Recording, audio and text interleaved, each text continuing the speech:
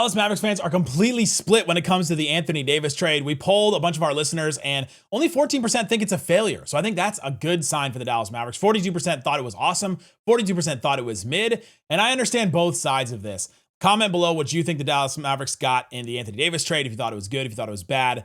But the Mavs thinking that it was awesome, I understand, because the Mavs needed flexibility. This is where I land with it. The Mavs only got Chris Middleton and Marvin Bagley expiring contracts. They only got AJ Johnson, Malachi Branham, some young players, but not super interesting. Not ones that you're like, ooh, that guy could be a star one day, or even like a high-end rotation player. You got some draft picks, 3 seconds. That's good. The Mavs needed to restock their draft picks.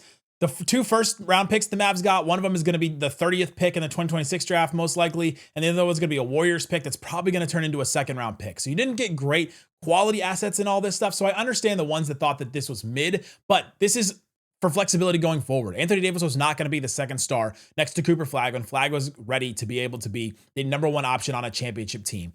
Kyrie Irving is probably not going to be that player to be next to Cooper Flagg when he's ready to be a number 1 player on a championship team. The Mavs need the flexibility to be able to go find that player. Maybe they get it in the 2026 draft and that solves all their problems. But if they can't, they have to be able to move contracts around. They have to be able to figure out how to move guys and to figure out the right pieces around Cooper Flagg. And now that you have this cap space, you have this tax space, you have this apron space, you have all kinds of stuff that they maneuvered around with this trade that made it work. And that's why I understand some people that thought that it was awesome, but the Mavs didn't get a whole lot for Anthony Davis. So it was kind of mid in a way.